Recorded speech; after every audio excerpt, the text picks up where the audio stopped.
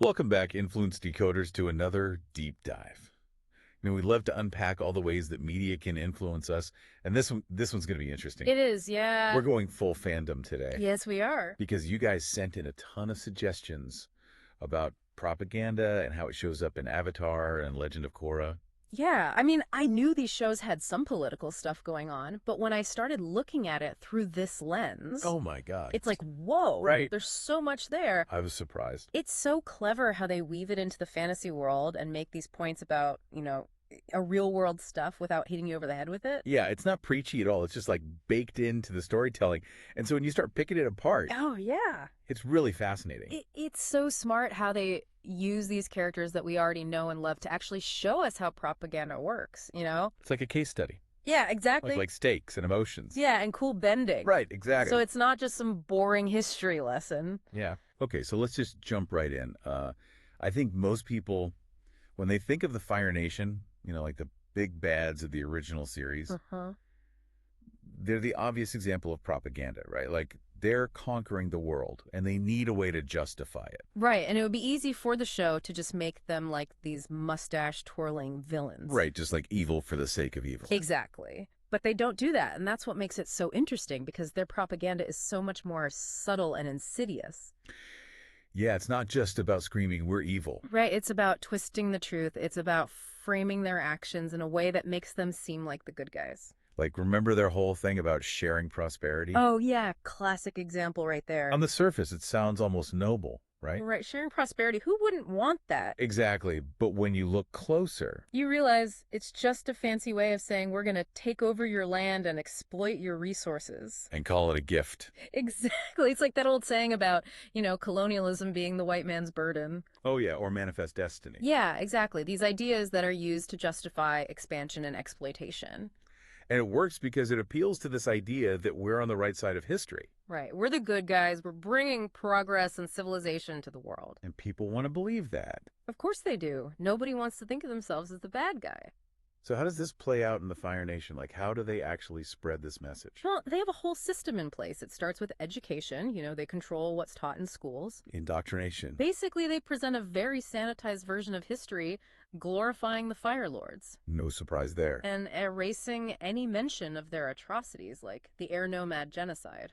It's scary how effective that could be, just controlling the narrative from a young age. Absolutely. It shakes your whole worldview. It makes me think of those stories about North Korea and how they manipulate information to create this, like, unquestioning loyalty to the state.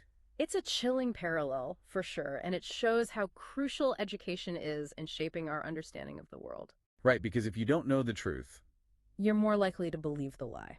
And the Fire Nation, they don't just stop at schools. They use media too, right? Oh, yeah. Big time. Like that episode with the Ember Island players. Oh, my gosh. That episode is so brilliant. Right. It's hilarious, but it's also, like, deeply unsettling. Totally. Because it shows how entertainment can be used as a tool for propaganda. Right. They take Team Avatar's story, which is like this epic journey of, good versus evil. And they twist it into this, like, slapstick comedy. Oh, they're the villains. Exactly. And the Fire Nation are the heroes. It's such a clever way to show how propaganda can distort reality. And it's not just a Fire Nation thing. Like, we see this kind of manipulation all the time in real life, too. Oh, yeah. Think about wartime propaganda. You know how it often simplifies complex narratives and demonizes the enemy to rally support for the cause. Right. And it makes you wonder how much of what we see in the media today is actually objective truth versus, a carefully constructed narrative designed to influence our opinions. It's a good question to ask ourselves. And it's a reminder to be critical consumers of media, to question the information we're given, and to seek out diverse perspectives. Don't just believe everything you see. Exactly. Think for yourself. So we've got the Fire Nation blasting their propaganda from the rooftops. Right. But then you've got Ba Sing Se, which takes a completely different approach. Yeah, Ba Sing Se is fascinating because it's all about control. Control. Information control. They've created this illusion of peace and stability. There is no war in Ba Sing Se. Exactly. And the Dai Lai, they're the masters of this. They enforce that lie by silencing anyone who challenges it. They're like thought police. Basically, they're terrifying. Like, remember in the episode Lake Laogai when they erase Jet's memories of the war? Oh my gosh, that scene is so creepy. Right, it shows how far they're willing to go to maintain control. They don't just want to silence dissent, they want to erase it completely. And it works because it creates this atmosphere of fear and self-censorship. Right. People are afraid to speak out or even think critically because they don't know who to trust. You're constantly looking over their shoulder. Exactly. And that's what makes this kind of propaganda so insidious.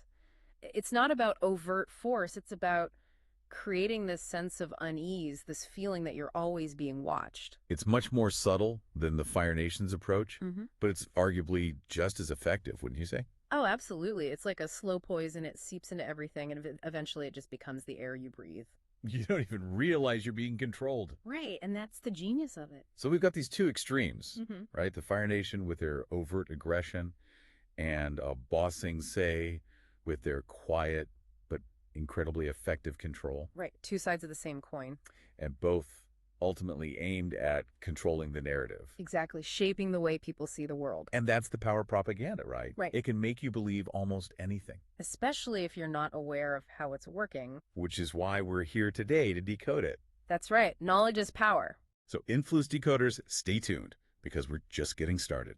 Okay, so we've talked about the Fire Nation and Ba Sing Se, these like big systems of propaganda, but I think it's important to zoom in a bit, Look at how this stuff actually plays out on a personal level, like with individual characters. The human cost of propaganda. Exactly, because it's one thing to, manipulate a nation, but to really get someone to buy into propaganda, it often has to mess with their head. Oh, totally. And Avatar does a great job of showing how propaganda doesn't just influence actions. It shapes beliefs and even identities. Like, think about Jet. Oh, yeah, Jet's a great example. He starts off as this, Robin Hood-esque figure fighting for what he believes is right. But his hatred for the Fire Nation, which is totally understandable given his trauma. Oh, yeah, for sure. It becomes so consuming that he can't see anything else. It's like he's been so traumatized by the Fire Nation that he sees them as this monolithic evil. Right. Every Fire Nation citizen is the enemy in his eyes. And that's how propaganda works. Right. It exploits those existing wounds, those traumas, and it twists them into something hateful and destructive. It's heartbreaking because you can see how much pain he's in and how that pain has been manipulated to turn him into a weapon. It's like they've taken his righteous anger and weaponized it. Yeah, and it makes me think about real-world examples of extremist groups, who prey on vulnerable individuals, offering them a sense of belonging and purpose, but also twisting their pain into something hateful and violent. It's a reminder that propaganda often targets our emotions, our deepest fears and insecurities. It offers simple solutions to complex problems, and for someone like Jet, who's already grappling with so much pain and anger, that simplicity can be really seductive. Yeah, it's like a lifeline. So you've got Jet, who's driven by this burning hatred. Right. But then you've got someone like Azula, who's almost the opposite. Oh, Azula, she's fascinating. She's a product of the Fire Nation propaganda machine, completely indoctrinated in their ideology of power and dominance. She's like the poster child for Fire Nation exceptionalism. Exactly. And what's interesting about her is that she doesn't seem to be struggling with this ideology at all. Right. She fully embraces it. She genuinely believes in the Fire Nation's superiority, and she's willing to do whatever it takes to maintain that power. But even she, the perfect Fire Nation princess, isn't immune to the psychological toll of this worldview. Right, like we see her slowly unraveling throughout the series. It's like all that pressure to be perfect, to be ruthless, it finally catches up to her. And it culminates in that mental breakdown during Sozin's comet. That scene is so intense. It's a reminder that propaganda can be incredibly damaging even to those who seem to benefit from it. Like Azula might have all the power and privilege the Fire Nation has to offer. But she's also incredibly isolated, emotionally stunted. And ultimately incapable of forming genuine connections. Yeah, it's like she's sacrificed her humanity for power. And in the end, it leaves her completely empty. It's a cautionary tale about the corrosive nature of power, especially when it's built on a foundation of fear and control. And then, of course, there's Zuko. Ah, Zuko. His journey is so powerful. Because he manages to break free from the Fire Nation propaganda that's been ingrained in him since childhood. It's not easy, but he eventually comes to see the world in a new light. He starts out so lost, blinded by his desire for his father's approval. But he eventually realizes that his father's approval isn't worth sacrificing his integrity. And he embraces compassion and empathy, instead of blind loyalty and hatred. It's a testament to the power of self-reflection and the importance of questioning the narratives we've been taught. He actively seeks out new perspectives, challenges his own assumptions. And eventually chooses a different path. It's such a hopeful story because it shows that change is possible, even for those who've been deeply indoctrinated. And it highlights the importance of mentors and role models. Uncle Iroh, what a guy. He plays such a crucial role in Zuko's development, offering him guidance, wisdom, and unconditional love. Even when Zuko is at his most unlovable. Exactly. Iroh never gives up on him, and that's so important. It's a reminder that we all need people in our lives who can challenge us, support us, and help us see the world through a different lens. And let's not forget about Mai. Oh yeah, Mai. She's interesting. She's not a bender. She's not fighting in the war. She's kind of on the sidelines. But she's still impacted by the Fire Nation's propaganda. Right, we see her struggling with her own sense of right and wrong. Trying to reconcile her loyalty to her country with her growing awareness of its injustices. And her relationship with Zuko really forces her to confront those contradictions. It's like she's caught between two worlds. And she eventually chooses to stand up for what she believes in, even if it means betraying her country. It's a brave choice. So we've talked about how propaganda impacts individuals. Right. But it also shapes entire societies. Oh, absolutely. Like, think about Ba Sing Se. It's not just a city. It's a representation of how propaganda can create a false reality. A bubble of ignorance. That protects the privileged while keeping everyone else in the dark. And it's so effective because it plays on people's desire for security and comfort. Right. They're willing to overlook the cracks in the facade. Ignore the whispers of dissent. Because the alternative facing the truth is just too unsettling. It's like they've traded freedom for the illusion of safety. And it makes me think about how often we in our own lives choose to ignore inconvenient truths. Right. It's easier to just go along with the crowd. Especially when the crowd is telling you what you want to hear. But Ba Sing Se is a cautionary tale about the dangers of complacency and the importance of staying informed and engaged. Even when things seem to be going well. Because the truth has a way of coming out eventually. And when it does, it can be really messy. So we've got these individual stories of characters wrestling with propaganda, and then you've got entire cities like Ba Sing Se that are built on a foundation of lies and manipulation. Right, it's a complex issue. And then there's Republic City in Legend of Korra. Oh yeah, Republic City, that's a whole different beast. It's like the Avatar universe's version of a modern metropolis. With all the complexities that come with it. And it shows how propaganda can adapt and thrive in new environments. Exploiting existing tensions and anxieties in new ways. Like the city itself is a breeding ground for propaganda. You've got all these different groups vying for power, economic inequality, social unrest. And a media landscape that's constantly amplifying those divisions. It's the perfect storm for someone like Aemon to come in and exploit those tensions for his own gain. Aemon, he's a master manipulator. He's so good at playing the victim. Painting benders as the enemy, even though he himself is a bender. Right. It's like projection on a massive scale. And it works because he's tapping into this very real resentment that non-benders feel towards those with bending abilities. It's a classic populist playbook. Identify a common enemy scapegoat, a minority group, and offer simple solutions to complex problems. And in a city like Republic City, with its rapid technological advancements, social upheaval, and simmering tensions, is a recipe for disaster. And let's not forget about Varric. Oh, Varric, he's such a wild card. He might be a comedic character. But his movers, in Korra Season 2, are a hilarious but pointed commentary on how entertainment can be used to distract and manipulate the masses. Oh, yeah. Varric's movers are all about sensationalism, spectacle, over-the-top drama. They're designed to appeal to our emotions rather than our intellect. And in doing so, they distract us from the real issues and reinforce harmful stereotypes. He's like a precursor to our modern obsession with reality TV and clickbait headlines. Oh, totally. We're so bombarded with entertainment that's designed to grab our attention and keep us scrolling. That we often forget to think critically about what we're consuming. Varric's movers are a reminder that propaganda can be incredibly entertaining. And that's what makes it so dangerous. We let our guard down, we get caught up in the story. And before we know it, we've been subtly influenced by a particular agenda. It's a call to be more mindful of the entertainment we consume. Question the messages we're being fed. And recognize that even something as seemingly harmless as a mover can be used to shape our perceptions of the world.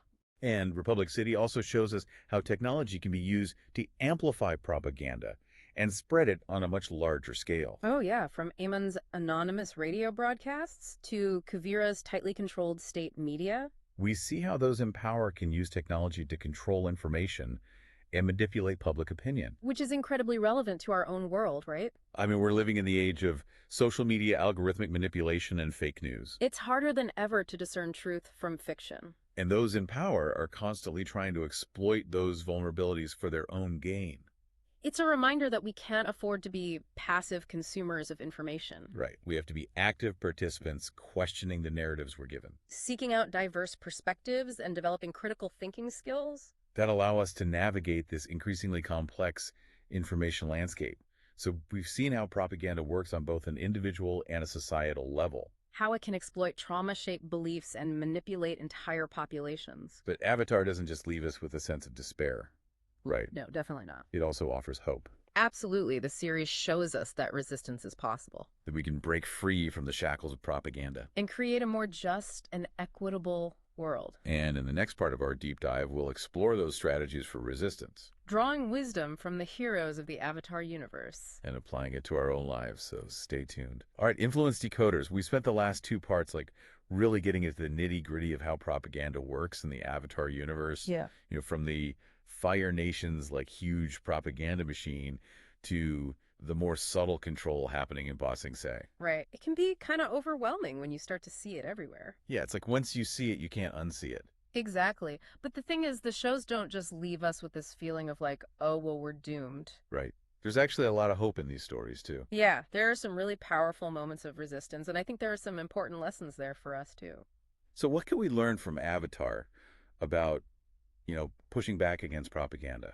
Well, one of the most consistent themes throughout both series is this idea of truth-seeking, Like being skeptical. Right, exactly. Characters like Aang and Korra, they're always questioning the narratives they're given, even when those narratives come from people they respect. Like they don't just blindly follow authority. No, they dig deeper, they look for evidence, and they're not afraid to challenge the status quo. It's like they understand that just because someone's in a position of power doesn't mean they're automatically right. Exactly, and that's such a crucial lesson for us, especially in today's world where we're bombarded with information from all sides. Right.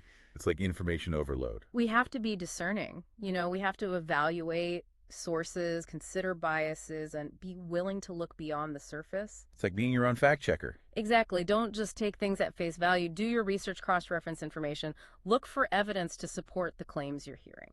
And Avatar also shows us that truth-seeking often involves connecting with people who have different experiences and beliefs than our own. Oh, yeah, that's so important. Remember when Aang takes those Fire Nation students to see the air temples? Oh, yeah, that's a great example. It's such a small act, but it's so powerful because it challenges their preconceived notions about the air nomads. Right, it shows them a different way of seeing the world. And it makes them question the propaganda they've been fed about the Air Nation being weak or primitive. Exactly. It's a great example of how cultural exchange can combat the dehumanizing effects of propaganda. It's like when we step outside of our own little bubbles and engage with diverse perspectives. You start to see the world in a more nuanced and complex way. And that makes us less susceptible to manipulation. Right, because propaganda often relies on simplifying things, on creating this black and white good versus evil narrative. And when we see the world in shades of gray, it becomes a lot harder to fall for those simple solutions. And it's not just about seeking out new information and perspectives. It's also about being willing to challenge our own biases and assumptions. Oh, yeah, that's huge. Zuko's whole journey is about unlearning the propaganda that's been ingrained in him since childhood. He's been taught to hate the Avatar, to see the Fire Nation as the only true power in the world. And it takes a lot of courage for him to break free from those beliefs. It's not easy to admit that you've been wrong, especially when those beliefs have been so deeply ingrained in you. But Zuko shows us that it's possible, and it's so worth it. It's like he finally breaks free from those mental chains. And he becomes a much stronger, more compassionate person because of it. Exactly. It's a reminder that we all have biases, we all have blind spots. And the first step to overcoming them is to acknowledge that they exist. And to be willing to challenge them. And that's not something we have to do alone. Avatar really emphasizes the importance of community. The finding your people. Right? Like Team Avatar, they're such a great example of this. They're a diverse group with different backgrounds and abilities. But they come together to fight for a common cause. They support each other, they challenge each other. And they make each other better. It's a reminder that we're stronger together. Exactly. And when we surround ourselves with people who share our values and encourage critical thinking, we're less likely to fall prey to propaganda. It's like having a built-in support system, a Yeah. team of people who can help you see through the BS. And community isn't just about finding people who agree with you. It's also about being willing to engage in respectful dialogue with those who hold different viewpoints. Oh, yeah. That's so important. Like, think about Korra in The Legend of Korra. She starts out as this, hot-headed avatar. Kind of like a younger Zuko in some ways. Right. But she learns so much through her interactions with people from different cultures and backgrounds. She learns to listen, to empathize, and to see the world from multiple perspectives. And it makes her a much more effective leader. It's like she realizes that everyone has a story, and that understanding those stories can help us bridge divides and find common ground. Which is crucial in combating propaganda, because propaganda often relies on creating an us versus them mentality. Right, it tries to divide us. But when we take the time to understand each other's perspectives, we start to break down those barriers and recognize our shared humanity. So, influence decoders, what are the key takeaways here? I think the biggest one is that we have to be active participants in the fight against propaganda, you know? It's not enough to just sit back and let it wash over us. We have to be willing to question, to challenge, to think for ourselves. We have to be seekers of truth. And we have to be willing to connect with people who are different from us. Because the more we understand each other, the less likely we are to be manipulated. And the stronger we'll be as a society. Couldn't have said it better myself. So keep questioning, keep connecting, and keep fighting for truth, influence decoders, because as we've seen in the Avatar universe, the fate of the world might just depend on it. And as always, we want to hear from you. What are your thoughts on how Avatar tackles propaganda? Have you noticed any of these tactics being used in the real world? Share your thoughts in the comments below. Don't forget to like, share, and subscribe to Decoded Influence for more deep dives into the world of influence. Until next time, stay sharp.